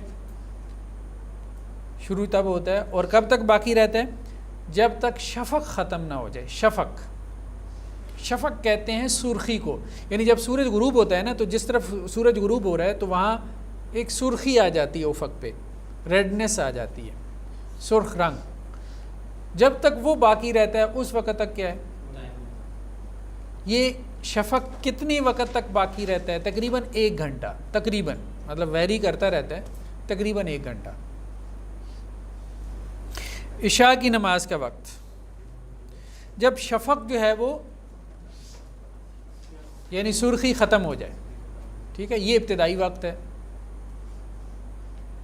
اور انتہائی وقت اس کا کیا ہے؟ 1/3 رات، بعض اہل علم نے کہا 1/3 رات، ثلث اللیل، اور بعض نے کہا نصف اللیل، مڈ نائٹ تک، آدھی رات تک۔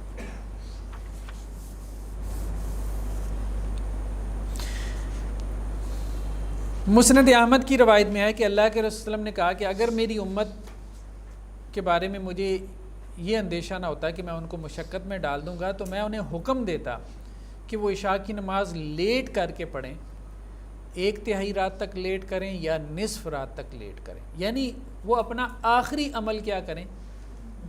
نماز کو بنائیں، سونے سے پہلے نماز پڑھ کے سویں۔ تو تمام نمازوں میں یہ چیز مستحب ہے، یعنی افضل وقت تمام نمازوں میں وہ کیا ہے؟ وہ اول وقت ہے، لیکن عشاء کی نماز میں افضل وقت کیا ہے؟ آخر وقت ہے، یعنی عشاء کی نماز کو لیٹ پڑھنا یہ زیادہ پسندیدہ ہے، زیادہ ثواب کا باعث ہے، اور باقی نمازوں کو پہلے پڑھنا، شروع وقت میں پڑھنا، یہ زیادہ پسندیدہ ہے۔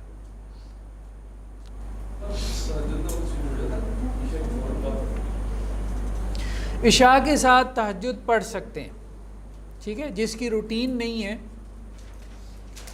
فجر میں جاگنے کی، تو وہ عشاء کے ساتھ دیکھیں نا، اصل میں آپ کو بتایا نا، وطر بھی، وطر اور نماز تہجد ہم علیحدہ سے موضوع بحث بنائیں گے، ٹھیک۔ عشاء سے قبل سونا، اس کی ممانعت آئی ہے بعض روایات میں۔ حضرت عبداللہ ابن مسعود رضی اللہ عنہ سے روایت ہے، یہ سنن ابن ماجہ کی ہے، کہ اللہ کے رسول صلی اللہ علیہ وسلم نے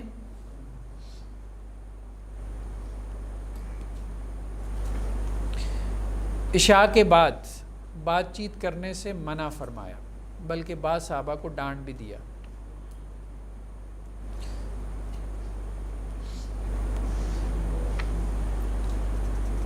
لیکن بعض روایات میں یہ بھی ہے کہ اللہ کے رسول صلی اللہ علیہ وسلم خود جو ہے وہ جیسے حضرت ابو بکر کے ساتھ یا کسی اور صحابی کے ساتھ اللہ کے رسول عشاء کے بعد بات چیت کر لیتے تھے، یا پھر جی مطلب وہ اسی لیے کہا گیا کہ صبح فجر کی نماز کے لیے اٹھ نہیں سکے گا، مشکل ہو جائے گی، تو اس لیے کہا گیا کہ عشاء کے فوراً بعد سونے کی کرے۔ یعنی یہ حرام نہیں ہے عشاء کے بعد کام کاج کرنا، لیکن ہم زیادہ سے زیادہ یہ کہہ سکتے ہیں کہ یہ ناپسندیدہ ہے۔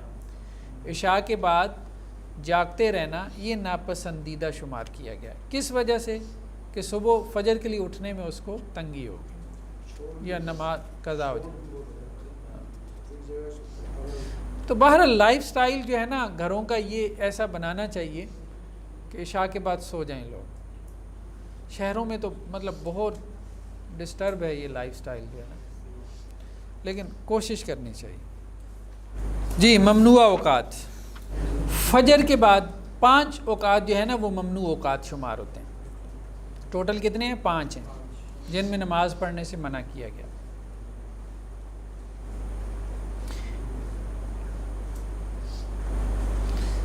ایک کیا ہے؟ فجر کے بعد۔ فجر کے بعد سے مراد کیا ہے؟ فجر کی فرض نماز کے بعد۔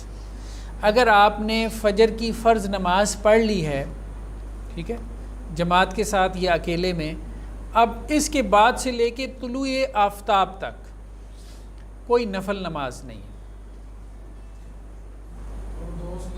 اس سے منع کیا گیا، ٹھیک ہے۔ امام ابو حنیفہ اور امام مالک ان کے نزدیک یہ نماز کیا ہے؟ مکروہ ہے، ٹھیک ہے، یعنی فجر کے بعد سے لے کے طلوع آفتاب تک کوئی نماز پڑھتا ہے تو وہ کیا ہوگی؟ مکروہ ہوگی، یعنی یہ مکروہ اوقات ہیں۔ لیکن کچھ اوقات ایسے ہیں جن میں نماز پڑھنا کیا ہے؟ حرام ہے۔ کچھ میں ذرا فقہاء نے زیادہ سختی نہیں کی، ان کو کیا کہا کہ یہ مکروہ اوقات ہے۔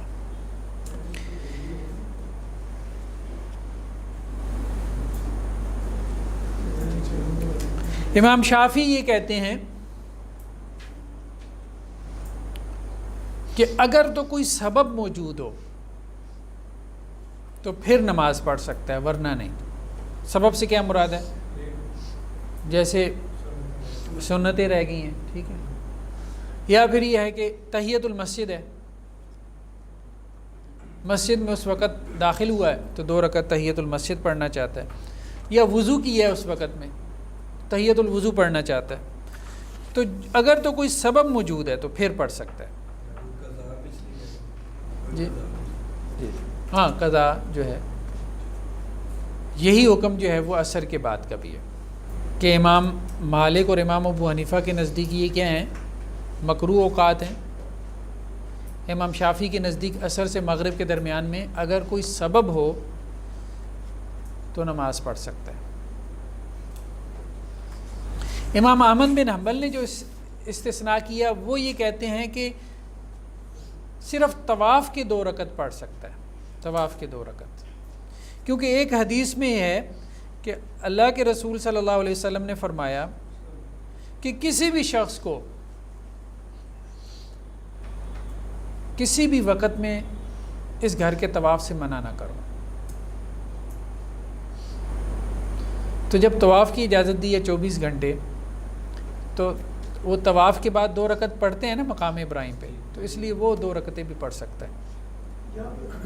ایک بات اس کے ساتھ چاہیے، کچھ ہمارے بھائی جو ہے نا ان کی عادت ہے جیسے تحیۃ المسجد ہے، مغرب کی نماز سے پہلے اگر 10 منٹ پہلے مسجد چلے گئے تو ان کا شروع کر دیتے ہیں، کہتے ہیں یہ تو تحیۃ المسجد ہے، اس کے لیے وہی نہیں، ہاں امام شافعی نے یہی کہا ہے کہ اگر کوئی سبب ہو تو وہ کہتے ہیں پڑھ سکتے ہیں۔ دیکھیں عام طور پہ روایات میں اس کی ممانعت آئی ہے، عام طور پہ روایات میں اس کی ممانعت آئی ہے، اجتناب بھی کرنا چاہیے۔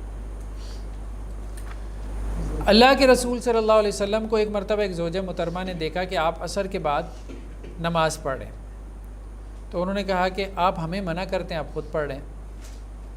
تو اللہ کے رسول نے کہا کہ میرا معاملہ یہ ہے کہ ایک مرتبہ کوئی وفد آیا اللہ کے رسول کے پاس، تو آپ کی ظہر کے بعد کی سنتیں رہ گئیں اس وفد کے ساتھ بات چیت کرتے ہوئے، تو آپ صلی اللہ علیہ وسلم نے وہ سنتیں جو ہے وہ عصر کے بعد پھر پڑھ لی. یعنی اللہ کے رسول کا یہ معاملہ ہوتا تھا کہ اگر آپ کی تہجد بھی رہ جاتی نا کسی دن، تو آپ پھر اس کو اشراق کے وقت اس کی قضا ادا کرتے تھے. تو وہ سنتیں آپ نے پھر عصر کے بعد پڑھی. اچھا، آپ کا دوسرا معاملہ کیا تھا؟ آپ نے کہا کہ پھر میرا یہ معاملہ ہے کہ جب میں ایک عمل کسی وقت کر لیتا ہوں نا، تو پھر میں اس کو چھوڑتا نہیں، پھر میں اس کو ہمیشہ کرتا ہوں. تو میرا تو یہ سبب ہے، تو میں تو اس لیے پڑھتا ہوں اور آپ لوگوں کو میں منع کرتا ہوں. اس سے ایک چیز اور کلیئر ہوئی کہ سنت الموقع کی بھی بڑی افضلیت ہے. ہاں، بڑی اہمیت ہے، بالکل. ایک اور بیت اللہ کے بارے میں کہا جاتا ہے کہ وہاں کوئی ممنوع وقت ہے نہیں. ہاں، یہ تو یہاں پہ اس حدیث میں ہے نا، یہ مطلب سنن ترمذی کی روایت ہے کہ اللہ کے رسول نے کہا کہ بیت اللہ کے طواف سے بھی منع نہ کرو کسی کو کسی بھی وقت، اور نماز پڑھنے سے بھی منع نہ کرو. اس لیے امام احمد بن حنبل کی رائے یہی بنی، دن یا رات کی کسی بھی گھڑی میں نماز پڑھو، تو سورج نکلنے کے ساتھ ہے. طلوع شمس کے وقت، طلوع آفتاب کے وقت، اور غروب آفتاب اور زوال کے وقت.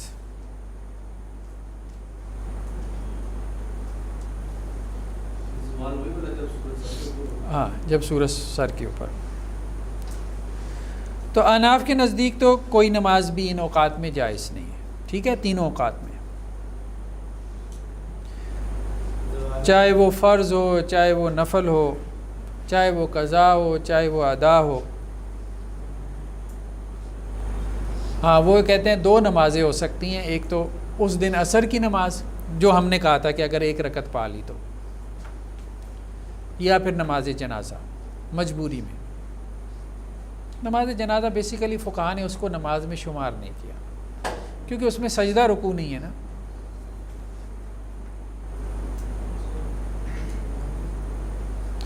اور ان اوقات میں نماز پڑھنے سے منع بھی اسی لیے کیا گیا نا. بعض روایات میں آتا ہے کہ شیطان کیا کرتا ہے، طلوع آفتاب کے وقت اس کو کیا کرتا ہے، سجدہ کرتا ہے،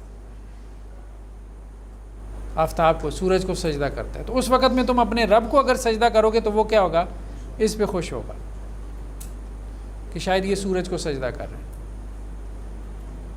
تو وجہ اور سبب تو یہ بیان کیا گیا. اگر وجہ سبب نہ بھی بیان کی جاتی تو بہرحال اللہ نے منع کر دیا کچھ اوقات میں نماز پڑھنے سے، اتنا ہی کافی ہے.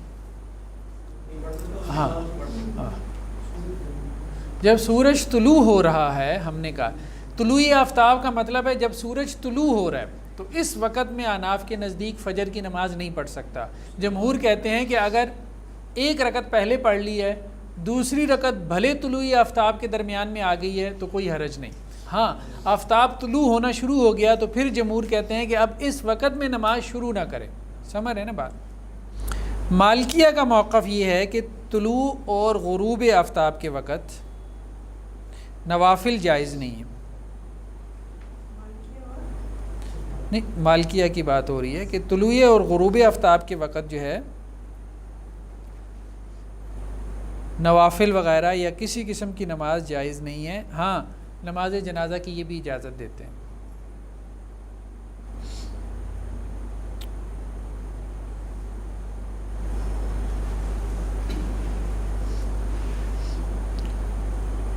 زوال کا وقت مالکیہ کے یہاں نہیں ہے. ٹھیک ہے، زوال کے وقت وہ کہتے ہیں نماز جائز ہے، صرف طلوع اور غروب آفتاب میں ممانعت ہے. یعنی ان کے ہاں ممنوع اوقات میں زوال کا وقت نہیں ہے، مالکیہ کے ہاں نہیں ہے. حنابلہ کا موقف یہ ہے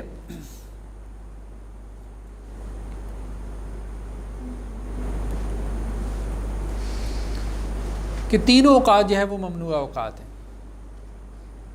صرف تحیۃ المسجد پڑھ سکتے ہیں. اور شافعیہ کا موقف کیا ہے؟ جی ہاں، لیکن نہیں، وہ تو پہلے دو کے بارے میں تھا نا، پہلے دو کے بارے میں. لیکن ممنوع اوقات میں بھی تین میں ممانعت ذرا زیادہ سختی کے ساتھ وارد ہے، طلوع آفتاب، غروب آفتاب اور زوال. ٹھیک ہے، فجر کی نماز کے بعد سے لے کے طلوع آفتاب تک یا عصر کے بعد سے لے کے مغرب تک یہاں ممانعت میں سختی، مطلب اسلوب بیان میں سختی زیادہ نہیں ہے، ٹھیک ہے۔ تو شافعیہ کا موقف کیا ہے کہ نماز جو فرض نماز ہے وہ تو جائز نہیں ہے، وہ تو الاؤڈ نہیں ہے ان اوقات کے اندر، لیکن یہ ہے کہ نفل جو ہے اس کو ہم حرام نہیں کہتے، مکروہ کہتے ہیں۔ ممنوع اوقات میں ایک اور وقت جس کا تذکرہ ہمیں ملتا ہے وہ ہے فجر کے بعد سے لے کے فجر کی نماز تک، طلوع فجر کے بعد سے لے کے فجر کی نماز تک۔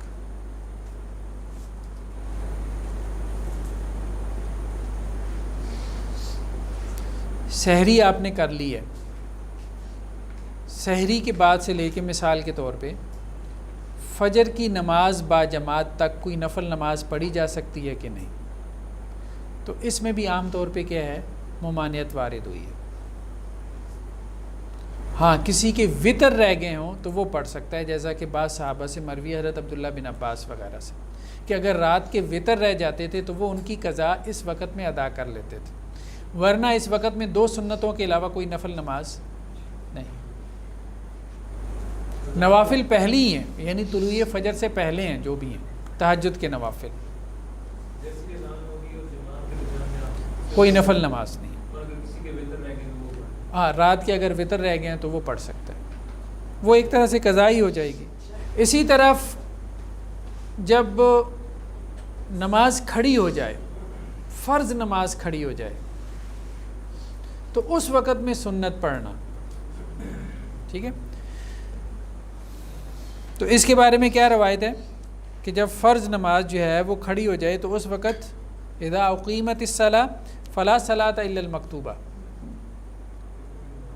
پھر کوئی نماز نہیں ہوتی، صرف فرض نماز ہوتی ہے۔ یہ مسلم کی روایت ہے، مسند احمد کی بھی ہے۔ تو جمہور کی رائے یہی ہے، جمہور کی رائے یہی ہے کہ جب فرض نماز کھڑی ہے تو اس وقت آپ سنت جو ہے وہ نہیں پڑھ سکتے۔ اگر آپ پڑھ رہے ہیں تو آپ کیا کریں، سلام پھیریں اور بعد جماعت نماز میں شامل ہو جائیں۔ احناف نے البتہ فجر کی سنتوں کے بارے میں اس کا ایک استثناء نکالا ہے، لیکن انہوں نے جس طرح سے نکالا ہے ہمارے ہاں اس طرح سے پریکٹس نہیں ہوتا۔ وہ بھی یہ کہتے ہیں کہ جہاں امام کی آواز نہ جا رہی ہو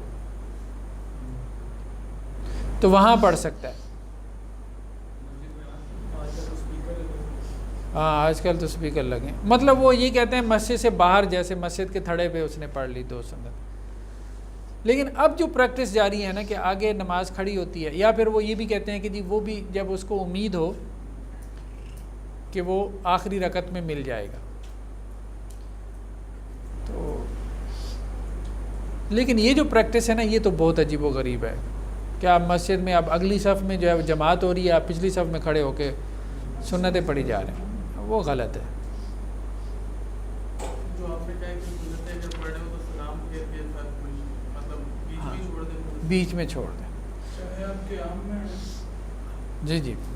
اور اگر آپ مکمل کر سکتے ہیں، مطلب امام کے رکوع میں جانے سے پہلے آپ یہ سمجھ رہے ہیں کہ 2 رکعت مکمل کر لیں گے یا 4، تو پھر اس کو مکمل کر لیں اور امام کے ساتھ شامل ہو جائیں۔ لیکن اگر ابھی آپ نے نماز شروع کی ہے، ٹھیک ہے، تو پھر آپ سلام پھیر دیں فوراً اور وہ نماز آپ بعد میں ادا کریں۔ نہیں، گنجائش کی دلیل تو وہ تو اہل علم اصل میں یہ کہتے ہیں نا کہ نماز سے مراد کیا ہے، نماز سے مراد جماعت کی نماز ہے، ٹھیک ہے۔ تو جماعت کی نماز کے بارے میں بعض دوسری روایات میں ملتا ہے کہ جس نے رکعت پا لی، مطلب جس نے رکوع پا لیا اس نے رکعت پا لی، ٹھیک، اور جس نے رکعت پا لی اس نے نماز پا لی۔ تو رکوع تک ہم رکعت کو کنسیڈر کر لیتے ہیں۔ ایک اور اس میں یہ بھی ہے کہ سورہ فاتحہ کے بغیر جو ہے برکت نہیں ہوتی، جس کی سورہ فاتحہ نہیں اس کی نماز نہیں، رکعت میں سورہ فاتحہ وہ سورہ فاتحہ تو پھر ہم آگے دیکھیں گے نا۔ تو ویسے یہ اختلافی مسئلہ ہے کہ رکوع کی رکعت ہو جاتی ہے کہ نہیں. بعض اہل علم جو ہے وہ رکوع کی رکعت کے قائل ہیں، بعض نہیں قائل. لیکن یہ ہے کہ میری اپنی رائے یہ ہے کہ رکوع کی رکعت ہو جاتی ہے، اتنی سختی نہیں کرنی چاہیے. بہرحال اس کو ہم آگے دیکھیں گے.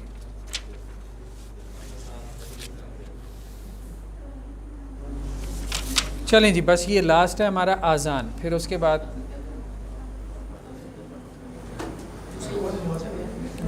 نماز. اذان کی فضیلت میں بہت ساری روایات ہیں. اللہ کے رسول صلی اللہ علیہ وسلم نے کہا کہ اگر تمہیں معلوم ہو جائے کہ اذان کہنے کا کیا اجر ہے اور پہلی صف میں نماز پڑھنے کا، تو تم قرآن اندازی کرنے لگ جاؤ. پہلی صف کا، صرف پہلی صف. لو یعلم الناس ما فی الاذان والصف الاول. تو پھر لوگ جو ہے وہ قرآن اندازی کریں، لڑے مریں گے اذان کہنے کے لیے یا پہلی صف میں کھڑے ہو کے نماز پڑھنے کے لیے. اور ایک روایت میں یہ بھی ہے کہ قیامت والے دن جو لوگ اذان کہتے تھے ان کی گردنیں لمبی ہوں گی، مطلب دور سے پہچانے جائیں گے یہ مؤذن ہے. اور ایک روایت میں یہ ہے کہ اللہ اور اس کے فرشتے جو ہے دعا کرتے ہیں. اللہ بھی دعا کرتا ہے، فرشتے بھی دعا کرتے ہیں. کس کے لیے؟ ایک وہ جو پہلی صف میں نماز پڑھتا ہے اور دوسرا وہ جو اذان کہتا ہے. یہ تو مسند احمد کی روایت ہے. یصلون. بلکہ یہ بھی ہے کہ جہاں تک مؤذن کی آواز جاتی ہے تو جو چیز اس کی آواز کو سنتی ہے، شجر حجر سب اس کے لیے مغفرت کی دعا کرتے ہیں. اور پھر یہ بھی ہے روایت میں کہ جتنے لوگ نماز پڑھنے کے لیے آتے ہیں سب کی نماز کا اجر مؤذن کو بھی ملتا ہے. بہت فضیلت ہے اذان کی.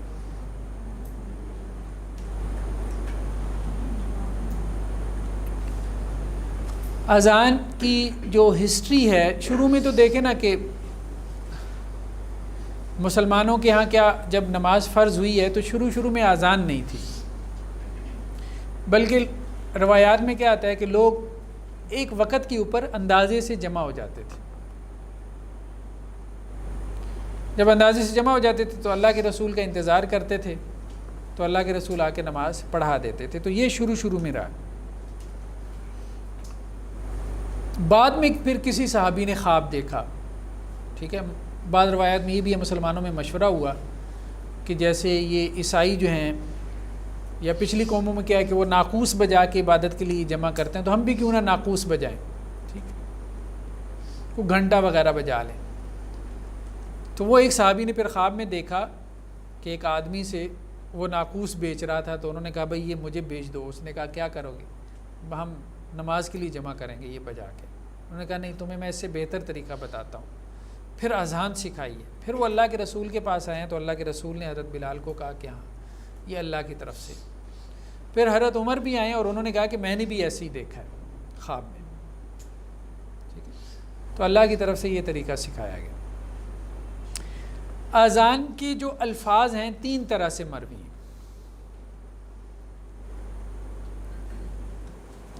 یعنی 3 اذانیں ہمیں ملتی ہیں، ٹھیک ہے.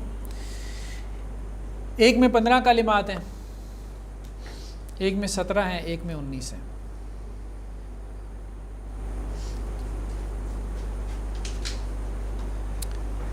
ایک تو حضرت عبداللہ بن زید کی روایت ہے جس میں 15 کلمات ہیں. عام طور پہ جو ہم اذان دیتے ہیں یہ وہی ہے 15 کلمات والی. ایک اذان جو فجر میں عام طور پہ اہل حدیثوں کے ہاں ہوتی ہے، کبھی آپ نے سنی ہو، ڈبل اذان جسے کہتے ہیں وہ، یعنی فجر کی اذان کو وہ کیا کرتے ہیں، اشہد ان لا الہ الا اللہ، اشہد ان لا الہ الا اللہ، اشہد ان محمد رسول اللہ، اشہد ان محمد رسول اللہ. پہلے یہ آہستہ آواز سے، پھر اسی کو اونچی آواز سے دوبارہ کہتے ہیں، ٹھیک ہے. اشہد ان لا الہ الا اللہ، اشہد ان لا الہ الا اللہ، اشہد ان محمد رسول اللہ، اشہد ان محمد رسول اللہ. تو یہ 4 کلمے زیادہ ہو گئے نا، تو 15 سے 4 19 ہو گئے.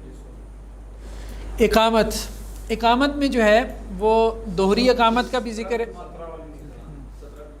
17 کلمات والی بھی ہے۔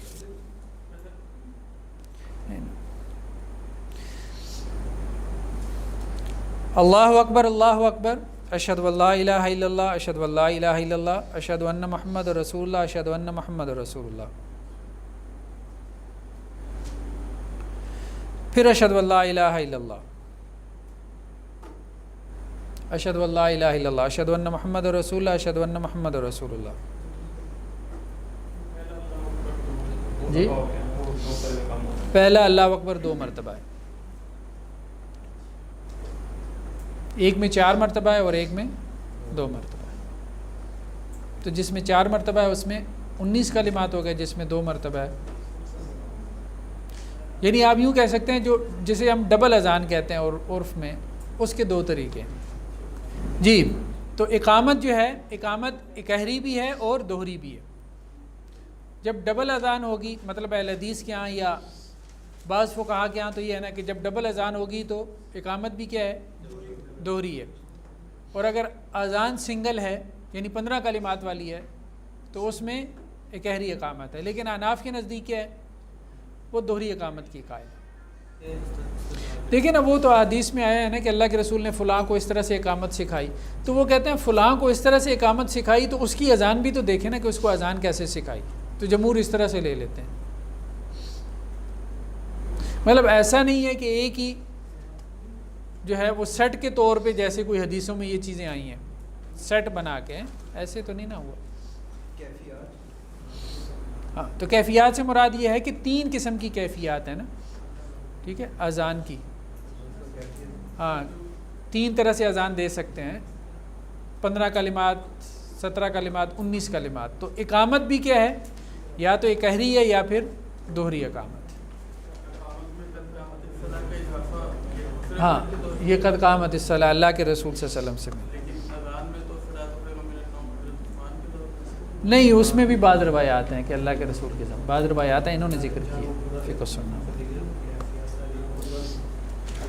جی اذان کا جواب دینا، ٹھیک ہے جی، اذان کا جواب کیا ہے؟